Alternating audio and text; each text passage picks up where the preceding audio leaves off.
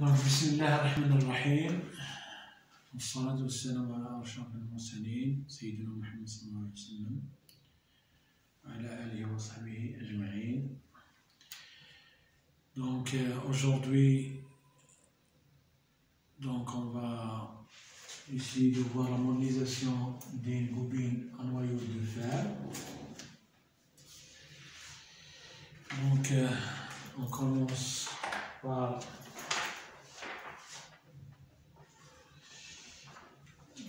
le circuit magnétique en régime alternatif.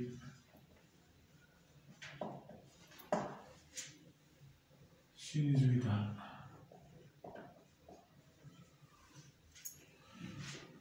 Donc, on va essayer de démontrer ce qu'on appelle la relation de Bouchon.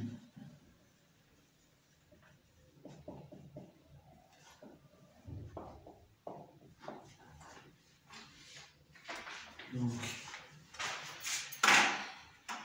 soit en bobinage,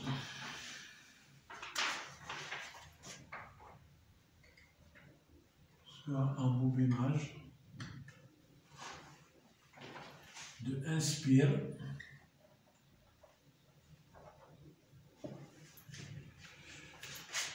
on relie sur un circuit magnétique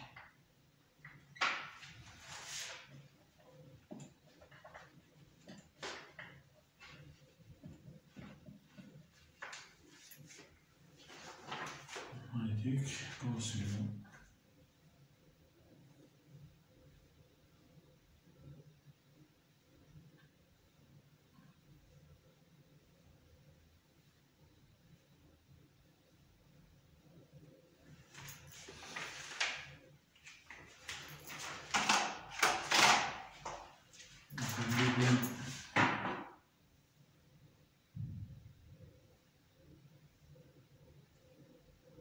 De ce circuit magnétique, un bobinage OCA alimenté par une tension sinusoïdale alternative.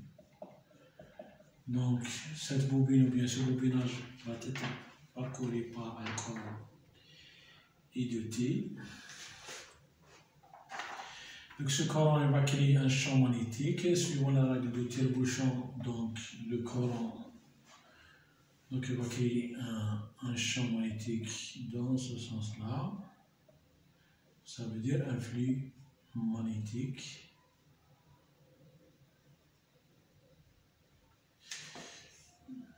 qui circule dans le circuit magnétique est égal à le B, l'induction magnétique fois la section du circuit magnétique. Voilà, la section du circuit magnétique.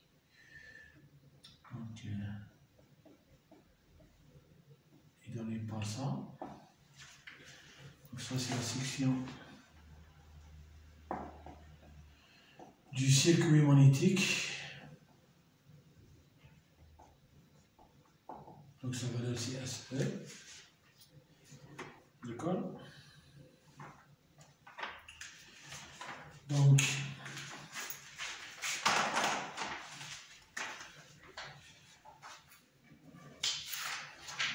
appliquons maintenant des mailles.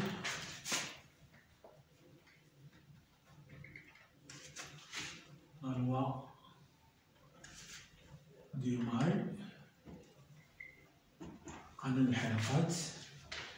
Donc la tension d'alimentation B de T égale à la résistance interne fois le courant, ce qu'on appelle la chute thermique, plus la variation du flux dP sur dt. Donc je préfère cette écriture au lieu d'écrire LDI sur dt. Donc cette écriture elle est plus générale que celle-là. D'accord? Surtout si la bobine n'est pas seule. Par exemple, dans le cas d'un transformateur, bien une machine, d'accord, électrique. Donc avec petit r, c'est la résistance interne de la bobine ou bien du bobinage. Donc grand phi égale le nombre de spires fois phi petit phi. Donc grand phi c'est le flux vu par la bobine. يعني تدفق المغناطيسي اللي راح تشوف فيه la bobine. Donc pourquoi égal à 1 fois phi? Donc petit phi c'est égal, normalement c'est la valeur, c'est le produit scalaire entre B et fois le vecteur section. Le vecteur section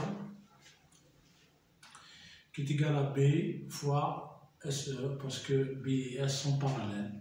D'accord? Donc ça c'est le flux qui circule dans le circuit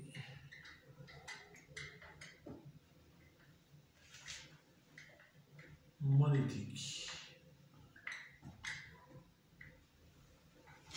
Et il s'appelle aussi circuit magnétique, le flux qui circule dans le circuit magnétique de section SE. Il s'appelle aussi flux par section. Flux par section. Donc on a dit le flux qui est vu par cette bobine égale à 1 fois phi parce que ce flux qui circule dans le circuit magnétique, donc le bobinage ou bien la bobine, donc il est constitué de n spires. Chaque spire elle va avoir ce petit fil. D'accord? Donc le flux total vu par cette bobine, ça sera le nombre de spires, d'accord, de la bobine, fois, donc ici c'est un spire, donc fois petit fil. Donc B, c'est l'induction magnétique en tissu.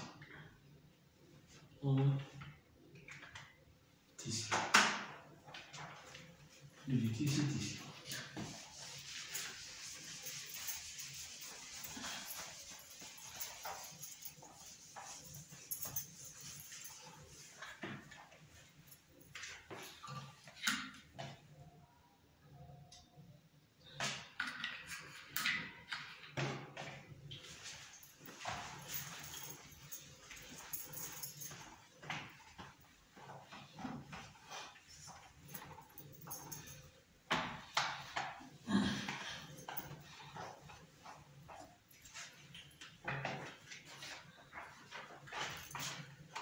Donc on néglige souvent la chute ohmique, d'accord, due à la résistance interne parce que la bobine est généralement constituée d'un bon conducteur électrique, d'accord.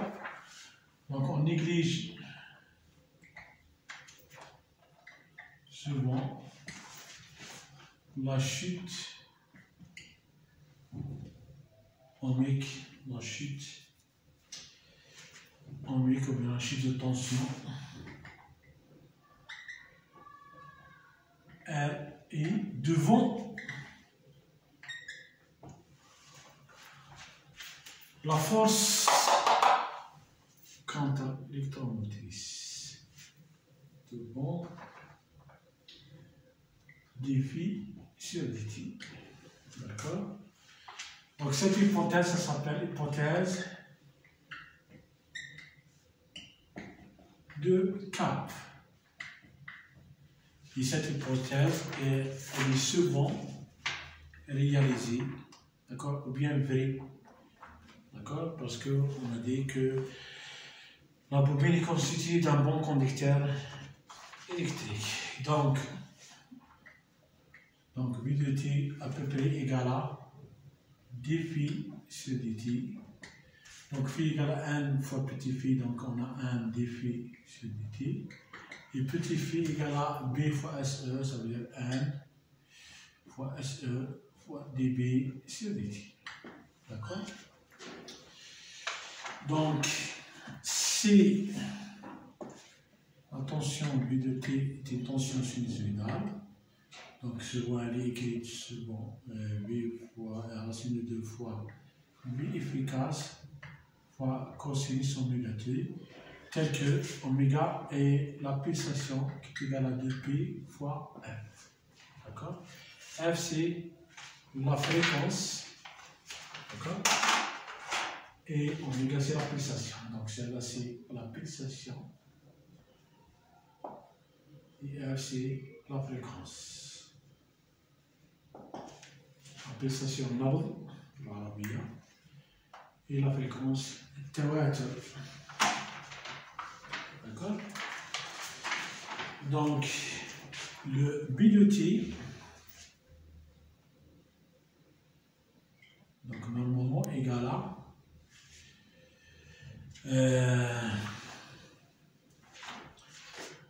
est égal à 1 ou bien dB sur dt, dB sur dt égal à 1 sur NSE fois V de T.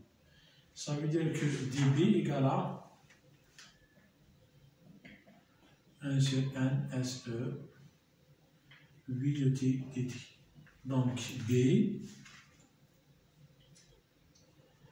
égale 1 sur NSE l'intégrale de 0 à T, V de T dt. Donc V de T c'est bien racine de 2, V casse cosinus oméga T dt.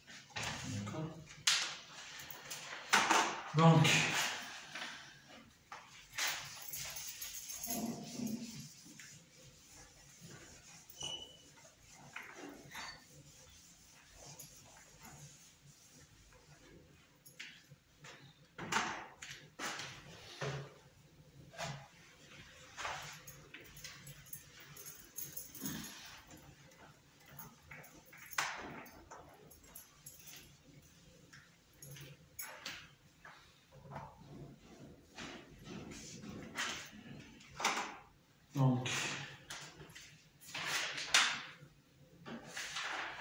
l'intégrale de cosinus oméga t c'est bien 1 sur oméga sinus oméga t.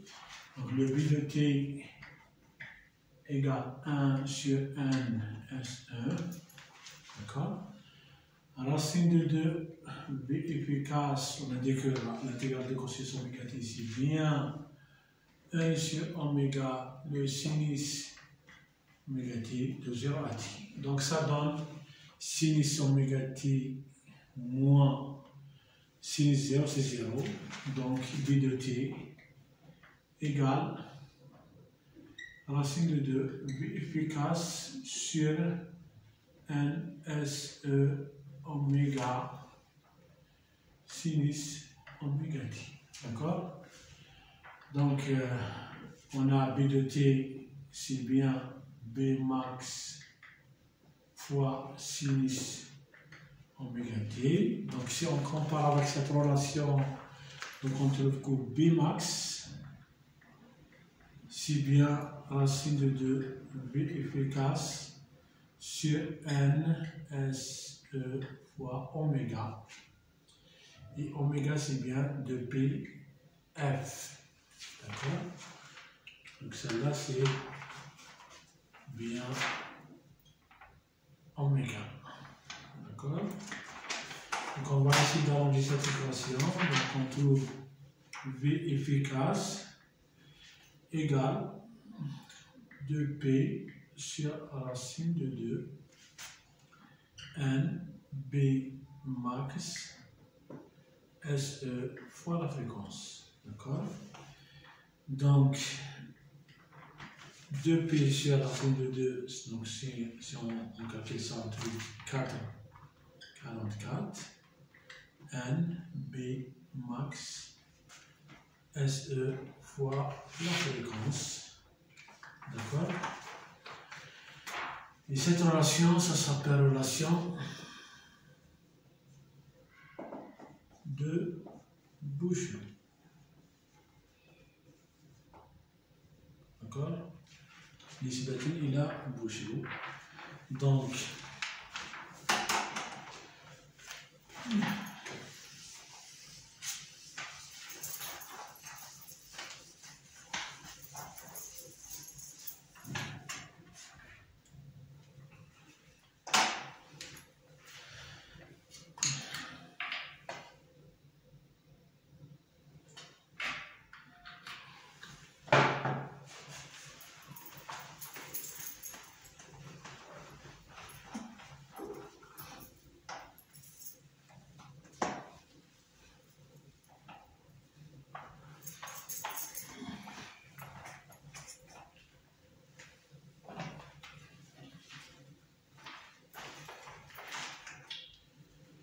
Donc, avec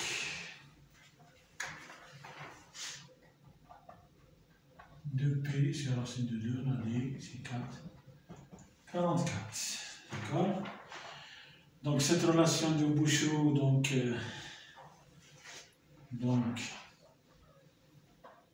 la relation de Bouchot établit un lien entre l'induction magnétique maximale,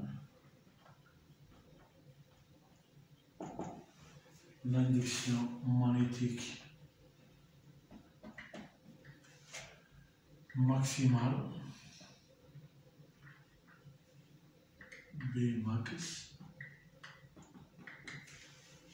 d'accord, du circuit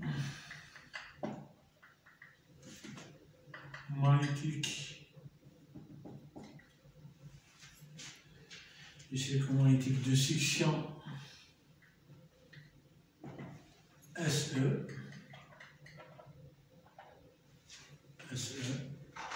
d'accord, afin de ne pas saturer, de ne pas le saturer,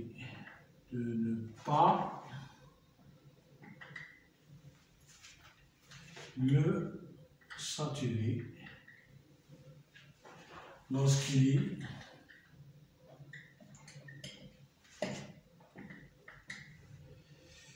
est utilisé,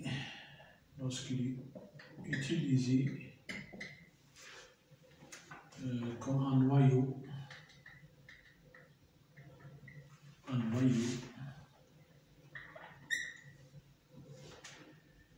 d'une bobine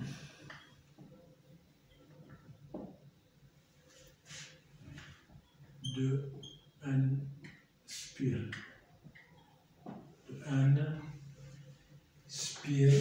alimenté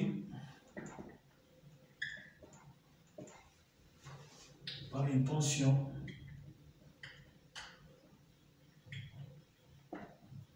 sinusoïdale de valeur efficace, V efficace, et de fréquence F, et de fréquence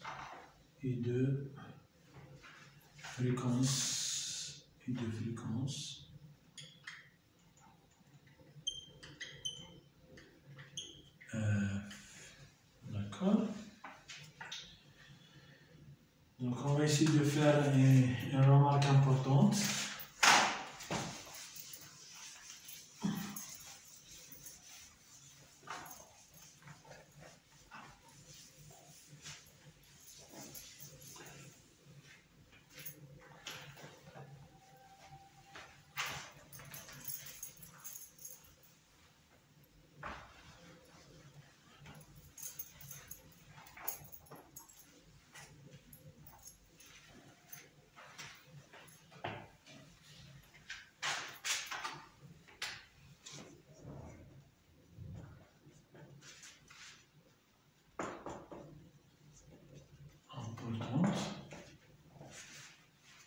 D'accord.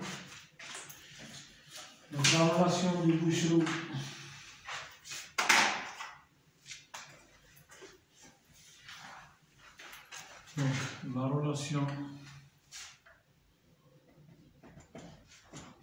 de Bouchot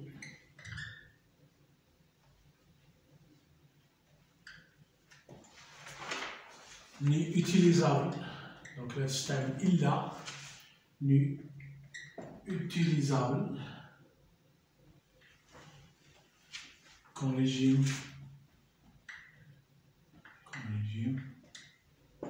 sinusoïdal.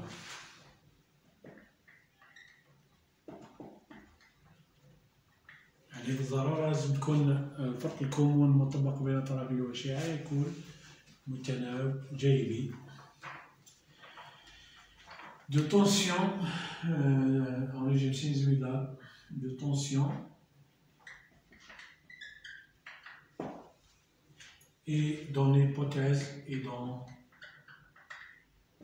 dans l'hypothèse de Kapff. L'hypothèse de Kapff. Donc, cette relation de Boucheroux, elle est souvent utilisée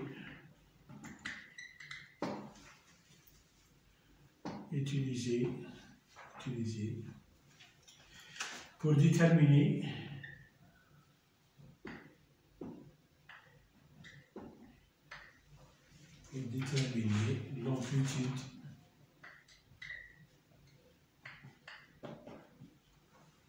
l'amplitude de l'induction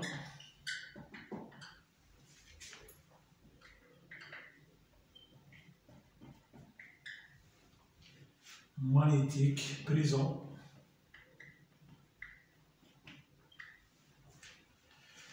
dans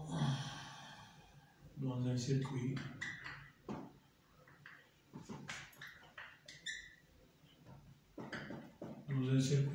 magnétique, soit une bobine ou bien on peut prendre aussi par exemple la transformateur.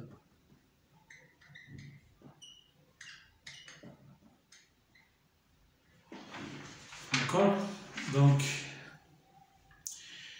Donc la relation de Boucheroux, d'accord, elle fait le lien entre une grandeur magnétique et l'induction maximale donc, du circuit ou bien de la matière magnétique du circuit magnétique pour ne pas le saturer lorsqu'il est alimenté par une tension sinusoïdale, d'accord, de valeur efficace et efficace et de fréquence F, d'accord.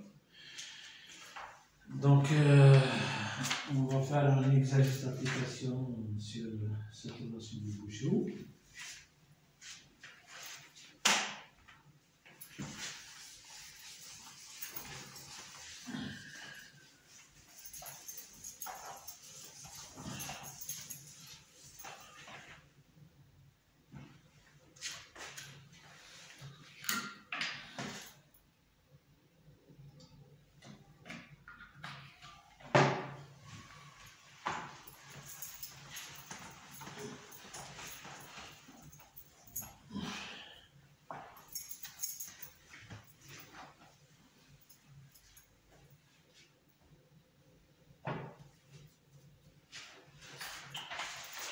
Exercice d'application.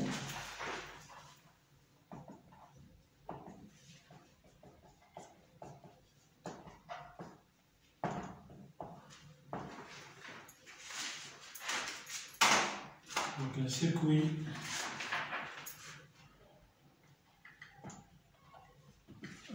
magnétique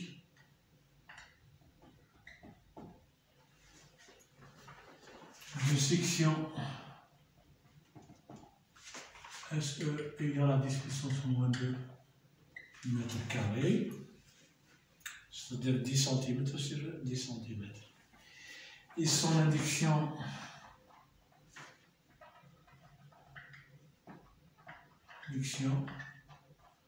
maximale est Bmax égale 1,3 Tesla. Donc on bobine sur ce circuit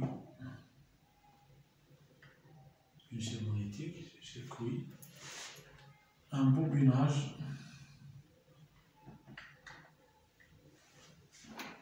de 1 spire,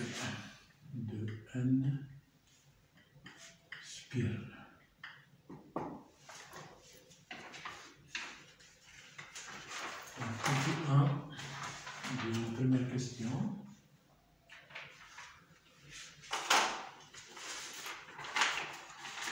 Première question. Quel est le nombre de spires? De spires grand N. Si on alimente cette bobine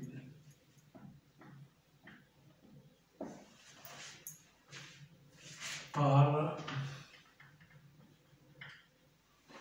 une tension sinusoïdale,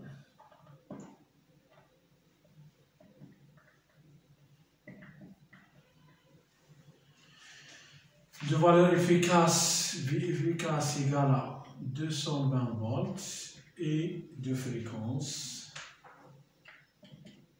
50 Hz. Donc,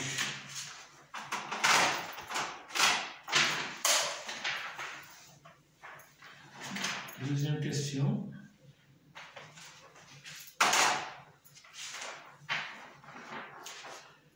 On garde la même bobine. La même bobine. Ça veut dire qu'on garde le même nombre de spires calculé dans la première question. D'accord? Précisez, la question c'est préciser dans les deux cas.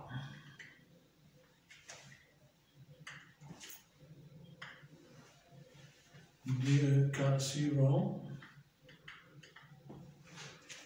l'état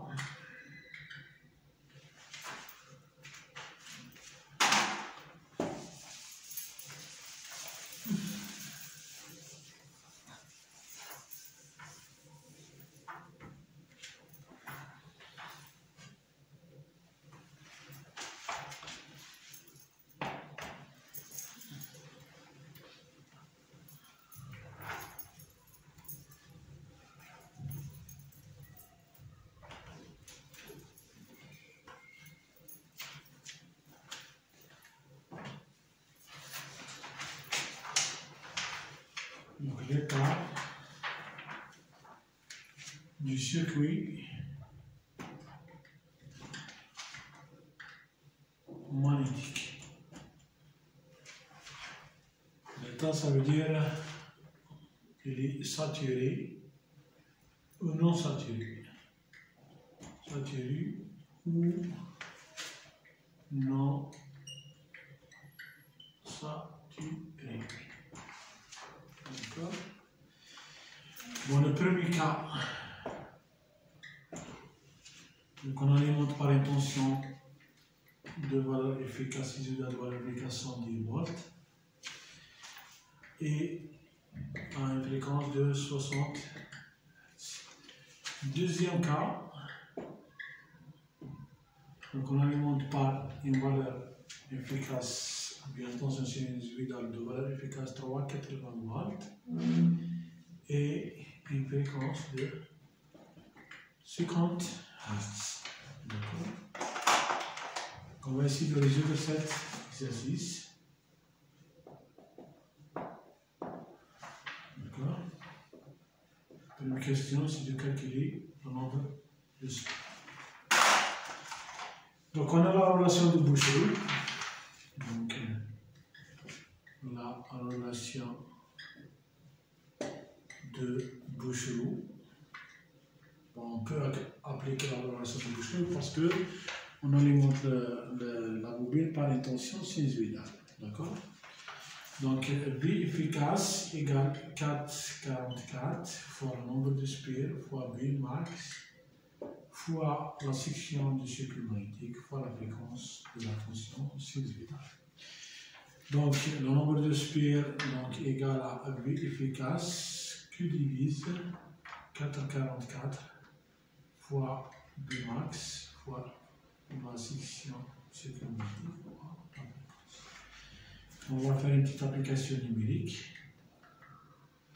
Donc le nombre de spires est égal à 200 là sur 4,44 fois 1,3 fois 10 puissance moins 2 fois 50 Hz. Donc on trouve bien 76 spires. D'accord? 76 spires.